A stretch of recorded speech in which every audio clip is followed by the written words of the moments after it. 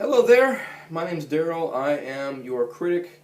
I am neither esteemed nor particularly qualified to be so, but I have the arrogance to think that I can, so here we go. It's been a few weeks now, and there's many releases that I want to get to that I just haven't done because, I want to say it's because I haven't had the time, but it's mostly because I'm just lazy. There's been two releases in particular that, both of which I was looking forward to greatly, and both of which I had high hopes for, and I want to do both reviews concurrently because in a lot of ways the music that Ian Fletcher makes and Chris Cornell make can be considered quite similar to each other. One of the things that's always dogged Ian Fletcher, or Ian Fletcher Thornley, I should say, throughout his career with Big Wreck, is the comparisons between his voice and Chris Cornell's. Chris Cornell being most famously known as the lead singer of the band Soundgarden. If you don't know who Soundgarden is, then wow. Type in the word grunge Godfathers, and Soundgarden is definitely going to be attached to that name. Ian Fletcher Thornley is most famously known as the lead singer of Canadian hard rock, alt rock, blues rock band that have been around since, major label releases started in 1997 with their fantastic debut album In Loving Memory Of, and they have made 4 records in the last, almost 18 years now. And all the Big Wreck records have been fantastic. I'm a huge fan, and Soundgarden have been making music. Well, I think Soundgarden's guitar player Kim Thahill and Chris Cornell have been writing music and being in various bands together since high school back in the early 80s. Their major label releases started with 1989's Loud Love and continued to 91's, I think their pinnacle achievement was 1991's Bad Motorfinger. But most famously for them is an album called Super Unknown. It sold a stupid amount of copies. It's almost like everyone owns a copy. If you move to the suburbs, you get a copy of Fleetwood Mac's Rumours, Led Zeppelin's 4, and Soundgarden's Super Unknown. Both Ian Fletcher Thornley, who normally performed his other solo records under the name Thornley, and Chris Cornell, who performs his solo records under the name Chris Cornell, have made a few solo records in the past. Chris Cornell started his solo, quote-unquote, solo career back in '98 with his debut solo record, Euphoria Morning, and Ian Thornley started a band which really was him with a buddy of his from Big Wreck, but it really was a very different direction with his first solo record in 2002, I believe it was. With these new releases, they both were heralded by glowing reviews and called huge departures and the most critically acclaimed album of their careers to date, and a jarring juxtaposition to what they do with their respective bands. A very, very personal and intimate records. And so it was with great hope that I picked up Secrets by Ian Fletcher Thornley and Higher Truth by Chris Cornell. And I'm reviewing them together not just because of the similarity between their voices, but because they were released within several weeks of each other, and they are both, comparatively speaking, very similar, being frontmen from big hard rock bands moving and doing more intimate solo records.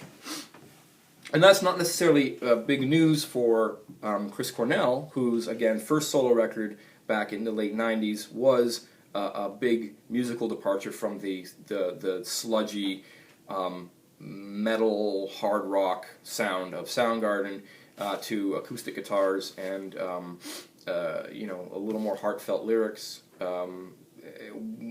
His songs lacked the cynicism and the darker imagery of Soundgarden for his solo career albums and output. Higher Truth, again, follows that formula. It's a little more emotionally raw, a little more emotionally honest, less ethereal style lyrics, and more personal lyrics.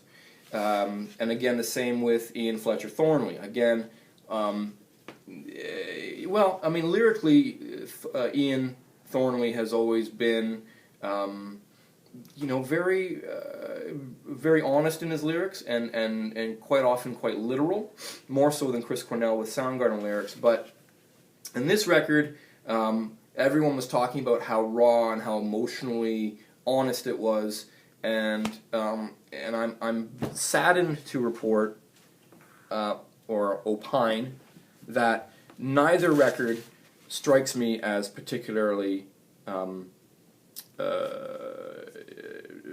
interesting. And that hurts me to say, because again, I'm huge fans of Big Wreck and and Soundgarden, and by extension, I have to be a huge fan of the songwriting style of Chris Cornell and Ian Thornley, because they are the primary songwriters for their respective bands. Something happens when Ian Thornley does his own solo work, either this record under the name Ian Fletcher Thornley, or under his other band just entitled Thornley, and something happens when Chris Cornell breaks off on his own away from Soundgarden, or his album that he did with entitled Audioslave, that he did with the three musical members of Rage Against the Machine. These albums are raw, and they're honest, and they're just not hitting the benchmark that either of these guys have set for themselves with their bands. Now, I don't think there's anyone out there who's going to say that Audioslave was as good as Soundgarden. I'm certainly not going to say that. But Audioslave was still very enjoyable. There's something, I think, that Chris Cornell needs, some sort of musical foil, perhaps in the other members of Soundgarden, that makes him a better writer. And I don't know if... Well, I think, given the evidence of Thornley's solo records, both under Thornley and now this one, Secrets under the name Ian Fletcher Thornley, I think there's something within his songwriting companions in Big Wreck that makes him a better writer than when he's by himself. Case in point, there is the last track on this record. There's 12 new songs, and the 13th song is a new arrangement of Blown Wide Open, which is one of my favorite Big Wreck songs of all time. He changes the arrangement slightly, he sings the melody line slightly differently, and it's interesting for the first minute and a half, and just gets tired. It feels forced, and it feels disingenuine, which I can't say about the rest of the record. There's nothing forced or disingenuine about this record, but it feels like he's trying too hard.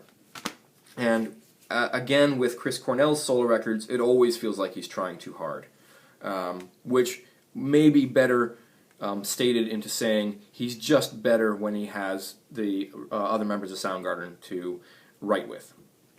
So, I wish, I want to give you more evidence to support my opinion that these records are what they are, and I'm going to try listening to them a few more times each. I've listened to both records several times, and I have yet to find anything on them that leads me to think that I'm going to change my opinion about them, which makes me sad.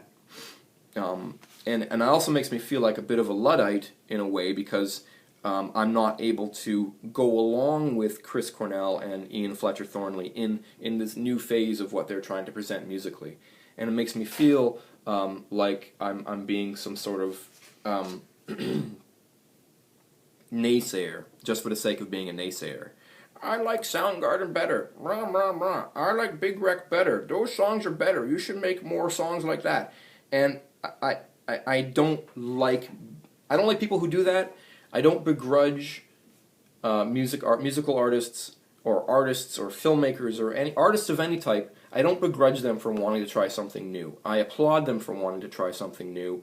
However, in the case of Higher Truth and Secrets, there's not much that is new so much as different and not entirely enjoyable.